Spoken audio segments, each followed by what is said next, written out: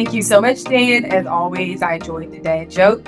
And thank you, everybody, for joining us today. We're going to be covering some 2024 payroll and HR trends as we look back and look ahead.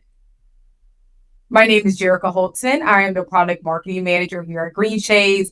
I specialize in payroll, but of course, little knowledge across all of our products. I have a background in retail store management, as well as some HCM training. And I own a Shiba Inu named Fuji, who is asleep on the couch as I am presenting. So cute. Thanks, Jerica. I'm Caroline Lundgren. I'm an account executive here at Greenshades. I also have a puppy, a little 5-month-old cockapoo.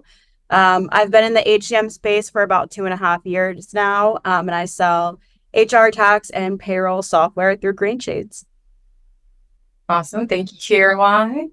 So again, we're going to be talking about some of the key trends that happened in the first half of the year and evaluate some key trends we predict second half of the year. So first, we're going to cover some payroll events that help to shape 2024 and some things we anticipate continue throughout the year.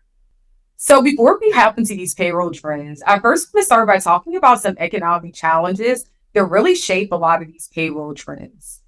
So first, the rising inflation rates. So as we all see, there's a big increase in the cost of living, goods, interest rates, all putting pressures on wages and salaries, making there a necessity to adjust your strategy towards payroll, pay transparency, and access to wages to help your employees feel comfortable in this market.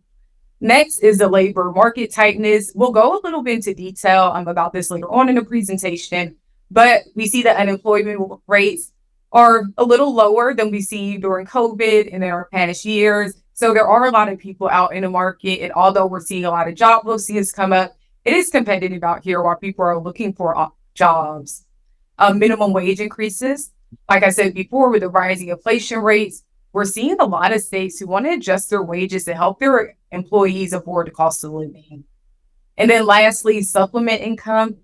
We see a lot of people who are finding ways to make up extra money. So whether that is part-time work, maybe if you have a skill, maybe you're good at home repair stuff, or maybe you're good at esthetician activities. We see a lot of people working these part-time and side jobs to help make up for the income that they need to address these economic uncertainties, if emergencies come up, and just to cover them honestly into their next payday.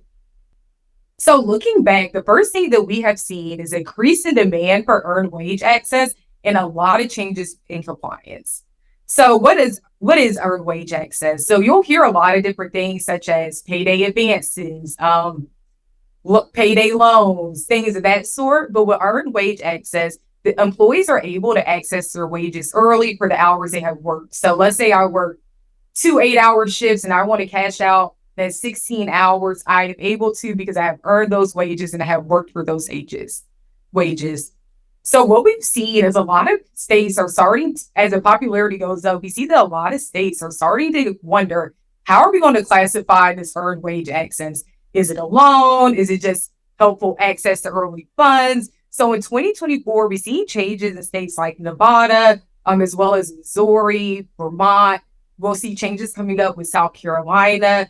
And a lot of states, such as California, want to take more strict approaches where this earned wage access comes with some of those burdens of certain loans, right? So interest rates, deadlines to pay it back, things of that sort. A lot of states, they do want employees to have access to their wages without affecting their finances. If they're taking these wages out early, most likely they need them. So we're seeing a lot of different approaches to how people want to go to earned wage access. But what we do see is a lot of employers are starting to adopt earned wage access, such as McDonald's, a lot of retail chains and clothing stores, because it does help their employees in these kind of lower wage jobs to have access to some funds, helps them feel more financially secure. And we all know what happens when employees start feeling financially insecure. They're like, I need more money. I need a new job. So it is helping to attract and retain talent. So we are seeing a lot of employers adopt this into their benefits packages. Yeah, and Jerica, like you said in the previous slide about employees having to get supplemental income from other jobs, this can definitely help with that if they're able to, get some of their pay a little earlier and be able to pay off those bills when they come up. Caroline, I completely agree. I even have friends if something is to come up, or maybe even something as simple as we want to go to brunch during the weekend. They're having to do Uber Eats or DoorDash or Instacart to try to make a little money just so they can make it to the weekend. So you are seeing a lot of people are picking up these extra jobs to be able to account for it, and earned wage access can be a great way to combat that. But I know me, Caroline, if I had earned wage access by the time payday came, I might have like 5 cents left in my paycheck. I have no self control, but it is a great tool to use for employee retention and retainment. Yeah, self control. That's going to be a whole different webinar. That's going to have to be a whole different one, Dan. That's right. I have zero. I might have 5 cents by the time payday comes, and I will be very mad at myself. So,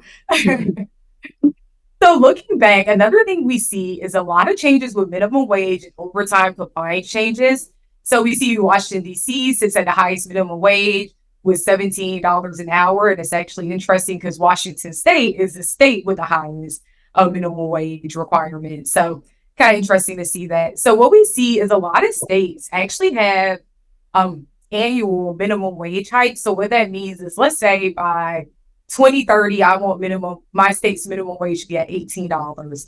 Every year, I might go up 50 cents to get there. I did not do that math, so that does not equal the $16. I just kind of came up with that off the top of my head. But we see a lot of states who do these state-by-state increases, states like Arizona or Alaska. So those type of states will have these increases every single year. We also see a lot of regional variations. So states like New York or like Oregon, they have a lot of different regions where they will have different minimum wage. Now I'm stumbling over my words. Different minimum wages to account for the region that they're living in and the cost of living for that region. So urban areas versus rural areas, the cost of living is so different. The minimum wage may vary for those areas.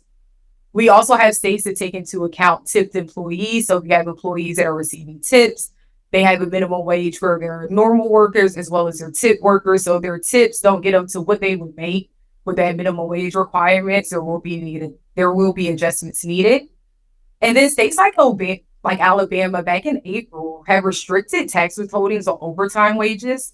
So any wages that go above and beyond that 40 hours a week are exempt from tax withholdings. And so we're seeing a lot of changes go on. In fact, this year we have over 20 states that have announced changes for minimum wage. And I would love to go through all of them. There's so many. So as mentioned, states like Alaska and Arizona will have those yearly changes. So you'll see those on the list, as well as states such as California.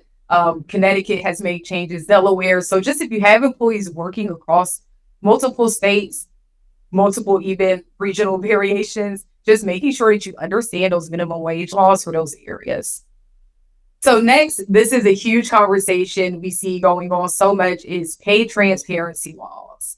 So what all falls into pay transparency? So pay transparency involves openly sharing information about employees' compensation. So this can include salary ranges, bonuses, benefits, stock options, commission structures. It could even include future wages. So how much will I earn as I stay in the company? What will be my expected growth within the company, which a lot of employees take into account when they consider picking jobs. If they have some growth within that company, what does the future money look like for that company? So we see a lot of states implement these pay transparency laws. And what we see is it does build trust with employees, as well as make you a lot more competitive in the market, right? So as employees are looking into these pays, their benefits packages, it helps them build trust with a company when they see what that salary range is, instead of, or is this job going to lowball me for a salary? I see a salary on this job, I don't see one on this job, so I'm not going to waste my time with this application because it might be too low of a pay, right? So we're seeing a lot of good pace with the pay transparency laws on both the employer side as well as the employee side. And we have a few states that have been leading the way this year. So California has expanded its existing pay transparency laws. New York has implemented new regulations requiring employers to provide pay scales to advertise positions, promotions, and transfer opportunities.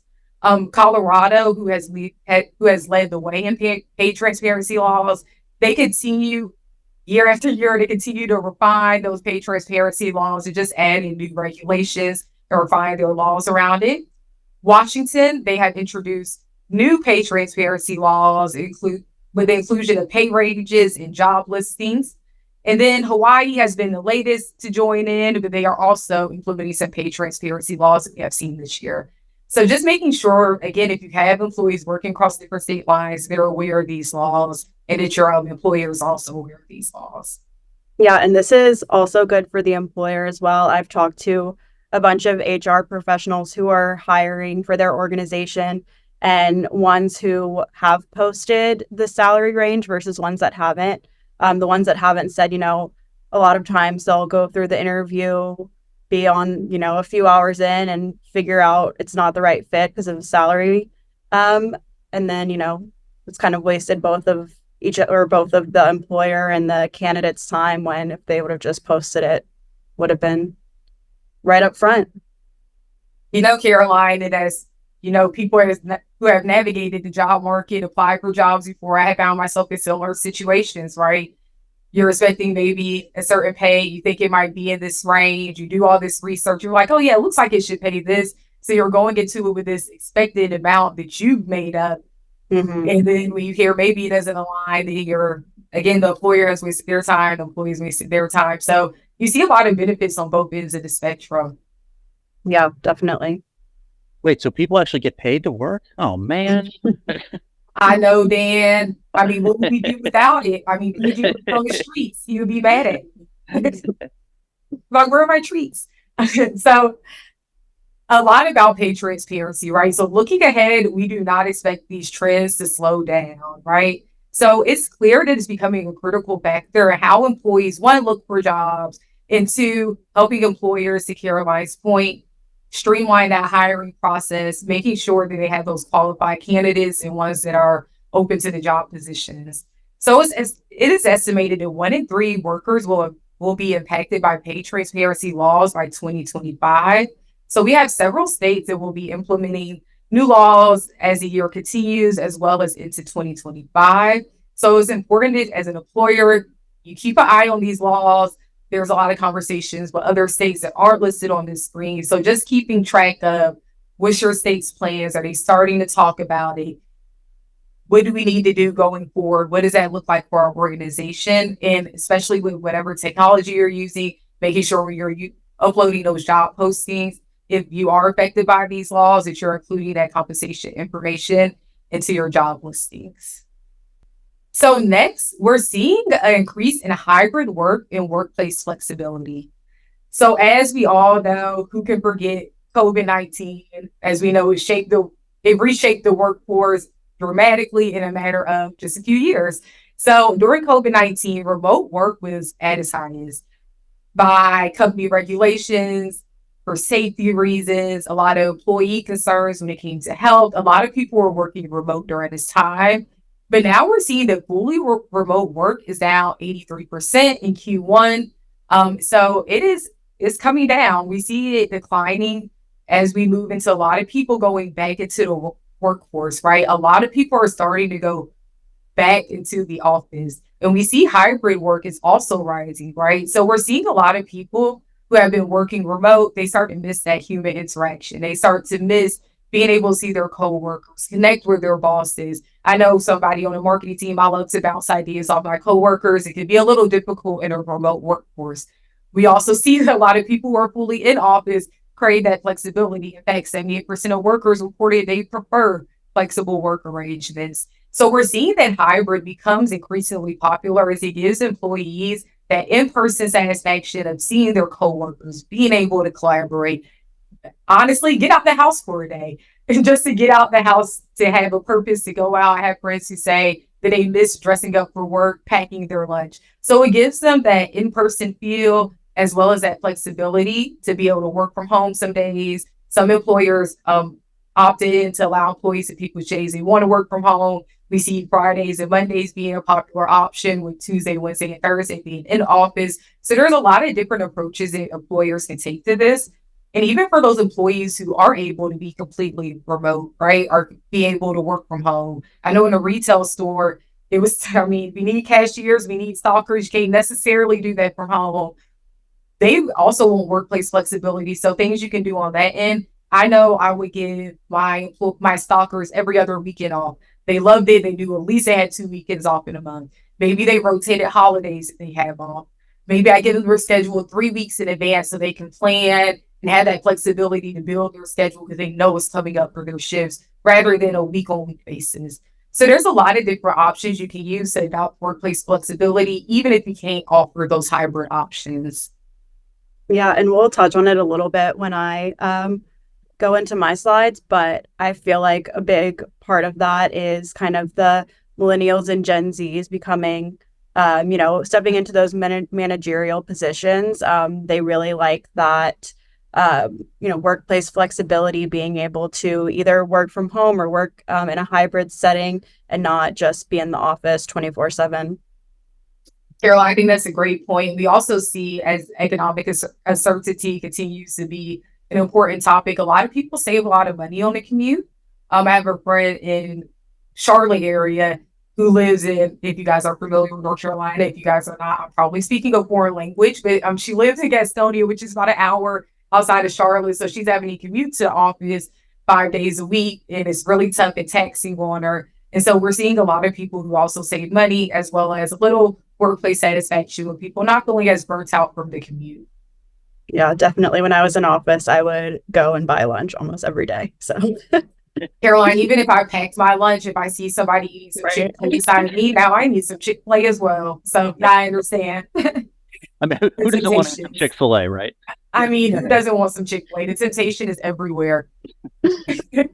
Oh, well, Jerica, thank you so much for taking us through those upfront slides. Thank you so much for that. And kind of letting us look at the payroll trends that kind of began 2024. Now we're going to turn things over to Caroline, who's going to take us through some of those HR trends and maybe look, towards the remainder part of the year and see what trends are looking like they're going to happen. So Caroline, take it away.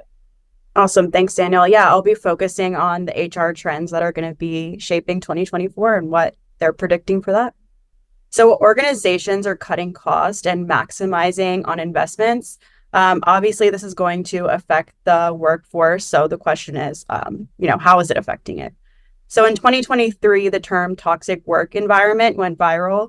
And in 2024, it's critical to address workplace concerns in order to increase employee satisfaction and productivity. So 19% of employees labeled their workplace as toxic, where 22% said that their work environment has harmed their mental health. Employees are feeling unhappy and burnt out, which leads to a decrease in workplace productivity. So there's ways that leaders can provide a more productive workplace. That is by encouraging time off. If you promote the importance of taking time off, this will help reduce burnout and improve overall productivity of your employees. Also, as Jerica kind of touched on, expanding that remote work options. This, allows employees to have kind of a greater work-life balance, which will increase their employee satisfaction. Also, enhance compensation and PTO. If you offer competitive pay and more PTO opportunities, this will motivate your employees to be more productive. And then also recognition and rewards. By establishing recognition and rewards programs, you can acknowledge your employees' hard work and achievements, which will also kind of help them to be more productive if they're seeing that their work is getting acknowledged. So also we need to look at the emerging leaders. So as baby boomers continue to phase out, the younger generations are stepping into managerial and leadership roles, and they're tending to focus more on focused development and training programs. It's also worth noting that Gen Z is the most likely to leave a job due to satisfaction requirements not being met. So there is a demand for growth opportunities where employees are increasingly seeking opportunities for professional growth and career advancements, pushing employers to invest more in training, mentorship, and skill development. And there's also a shift in employer investment where they're recognizing the importance of retaining talent and fostering leadership. Employers in 2024 are prioritizing investments in employee development, signaling a shift towards a more goal-oriented workplace culture.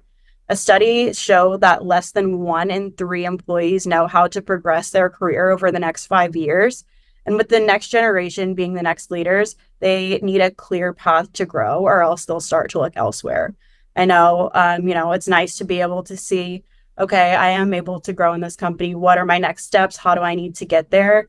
versus not really, having an insight on that. It can kind of, again, lead to employees not being satisfied with their job. So some ways that companies can use payroll data to uncover opportunities for growth from their employees. They can look at overtime, who's been putting in extra work, showing extra commitment. They can also look at project accounting, who has been taking on the most projects, and working efficiently to get those projects done. You could look at piecework, who is working fast and who could potentially need more help. And then if it's applicable to their position, you could look at tips, who's performing well and bringing in, the most tips. Some other ways that companies can help employees progress their careers are through cross-training.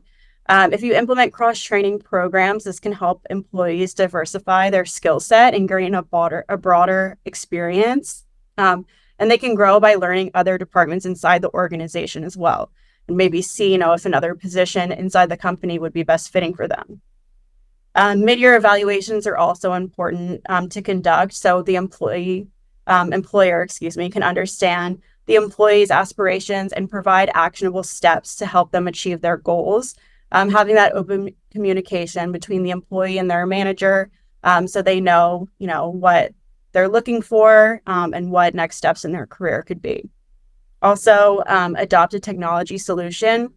If you use a technology solution to streamline changes in compensation, benefits, it can make it easier to support employee growth and mobility. And by utilizing one system of record for your employees, it can allow the HR and payroll information to be updated in one solution. Obviously, want to give a little shout out to Greenshades here. We can, help streamline that HR and payroll information, and your employees will have their own profile where they're able to see all of this updated information in real time. I think you make a few really interesting points, especially about Generation Z and their ability to look for new jobs quickly. They don't see a clear career path. We also, the Generation Z has quote unquote a short attention span.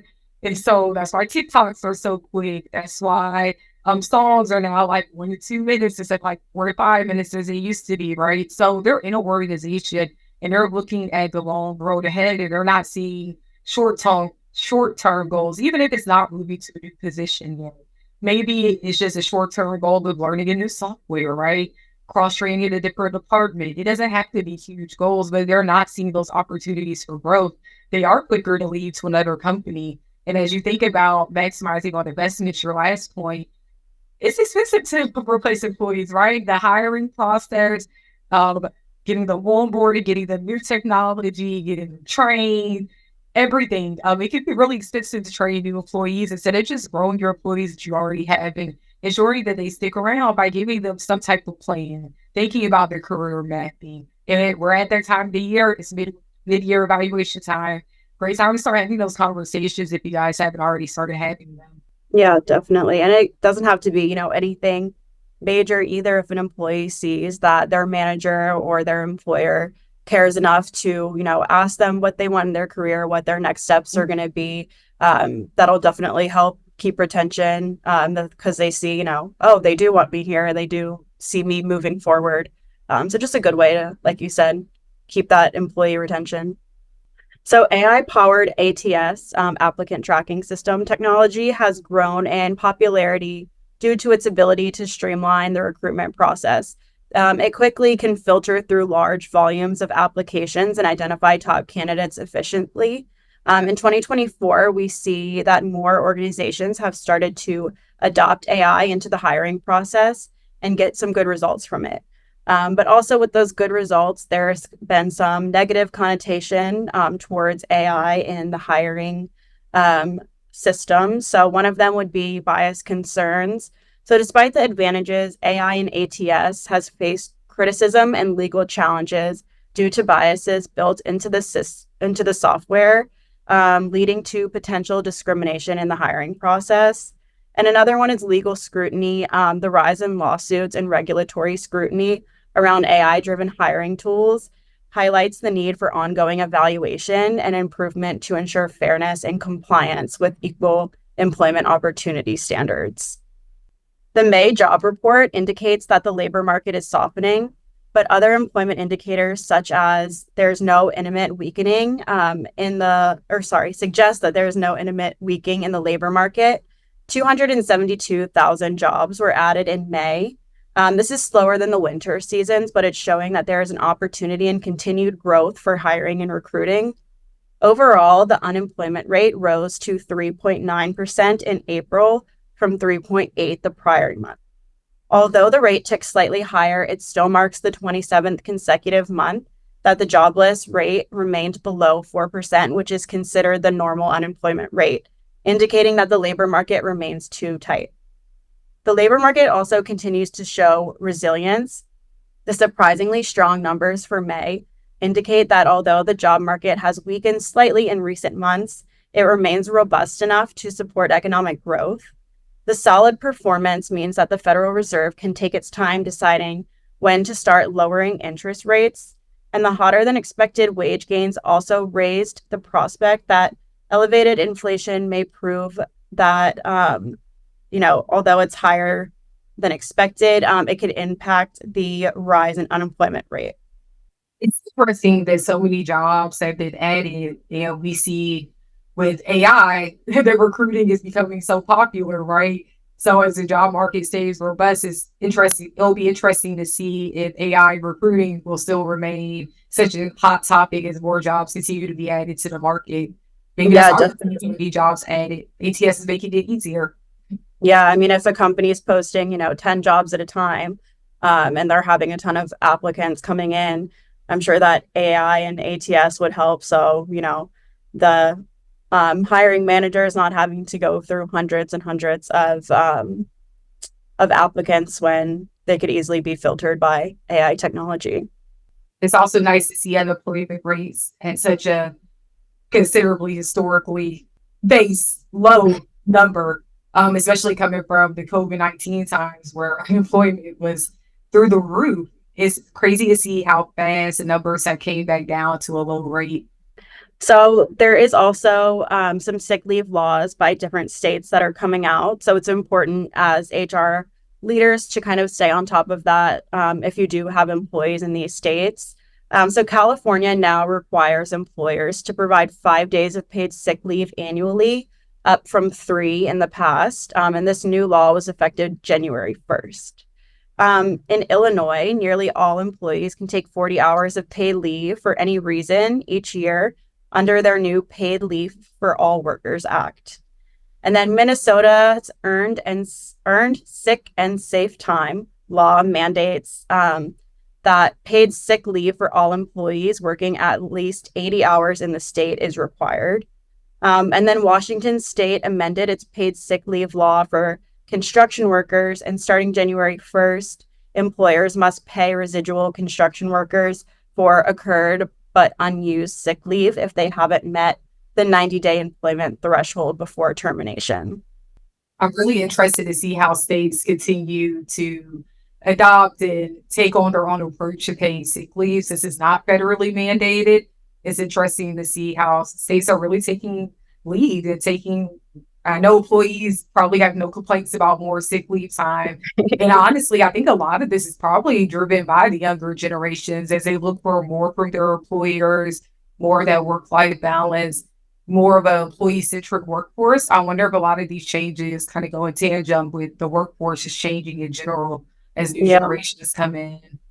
Yeah, and a lot of hiring managers that I've spoken to have said that, if they have a good paid sick leave, they see that they're having higher applicants for that position versus ones that, might be a little bit more strict on their sick leave laws.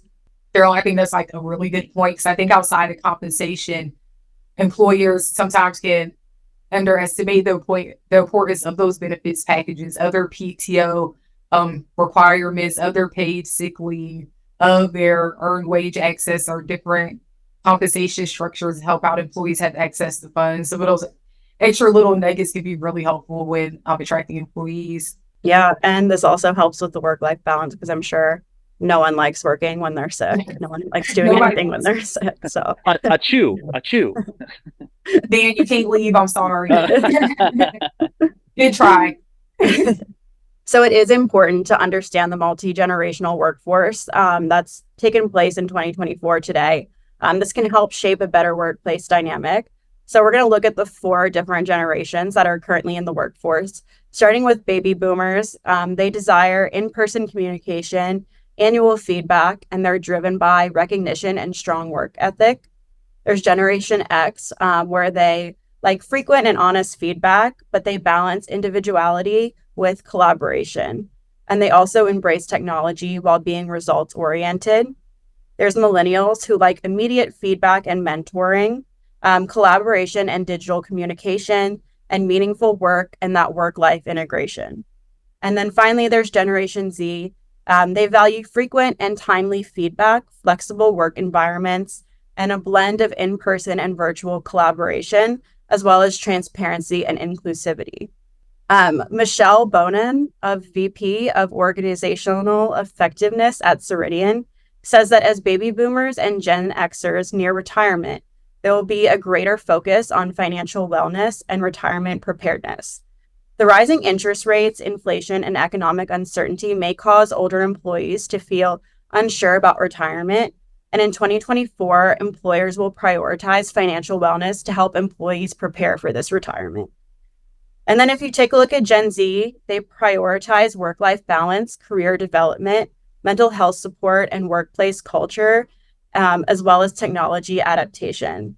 So as baby boomers retire, millennials and Gen Z are stepping into these leadership roles, which drives a shift from traditional employer-centric practices to a more flexible, employee-focused workforce that prioritizes company culture. It'll be interesting to see how HR managers approach trying to satisfy and appeal to the different generations. I think it would be helpful to talk to these generations, talk to your younger employees, talk to your older employees, understand what their needs are, what their desires are, finding a good solution that suits both of them. But I definitely understand the baby boomers and more the Gen X concerns about the retirements and everything as inflation continues to be a concern, rising prices continue to be a concern. A lot of people are a little hesitant to retire, even though they're reaching that time where they're able to. Right. Yeah. And then, if they are having to retire a little later, that can kind of affect that shift that we're seeing and, kind of maybe drag out the kind of baby boomers and Generation X's priorities instead of kind of moving into millennial and Gen Z. It will be interesting to see what the workplace looks like as Gen Z and Gen Z takes up 27% of the workforce in 2025. It'll be interesting to see what the workplace feels and looks like at that time. I think we'll still see hybrid be something popular. Maybe we'll see remote rise up a little bit more. That's just my prediction. But I can definitely see remote and hybrid maybe rising up. I think I could definitely see the drive for growth in mobility inside the workplace driving up, and probably the wages and benefits packages. That's just my prediction. But maybe by 2025, I think that's a good prediction. Yeah. Pretty spot on there. I'll have to agree. All right. Well, Caroline, thank you so much for taking us through that section. And I'm just going to take a quick moment at this point in time to reiterate, if you have any questions for our presenters, go ahead, get them dropped into the Q&A box so we can get those looked at here as we're rounding the corner and nearing the end of our webinar for today. But as we end out, Jerica, we've talked about the trends at the beginning of the year. We've looked forward to the trends, that are to come. But how do we get prepared? What do we do with this information? So can you maybe speak to that a little bit for us? Sure, Dan. So when it comes to payroll and managing all these compliance updates, when it comes to overtime and minimum wage, Wizardly automation could be your best friend. So automatic adjustments to comply with overtime and minimum wage, as I spoke about before, there's a lot of states that take into account tipped employees when it comes to minimum wage. So let's say you have an employee that didn't receive the correct amount of tips to make their minimum wage a certain amount. You're going to want a software that can account for that and make those adjustments. If you have employees with garnishments, maybe they have one or multiple, you want a software that is able to deduct those in the correct order and also leave employees with an amount of money left in their paychecks per compliance requirements. And then there's any alerts or areas where you may be out of compliance, having those alerts to quickly take you there so you can address them, make any adjustments needed, and see those adjustments in real time can help you on the back end to remain compliant for not only your organization, also for your employee to ensure that they receive the correct wages. And then as you have employees who are working across state lines, you have federal withholdings, state withholdings, and even it can get down to local withholdings in states like Ohio, maybe. So you have to account for 3 tax withholdings. So being able to have those rates automatically come out for you, and as they adjust and change throughout the years, automatically adjusting for you in the back end to help your organization remain compliant. Yeah, Jerica, I think the point on Wizardly Automation, it's like having Harry Potter run your payroll, right? Like, who wouldn't want that? Dan, thank you for a second that joke. What would we do without you? Some laughing emojis, guys. I think that was a great one. Maybe I'm biased, who knows?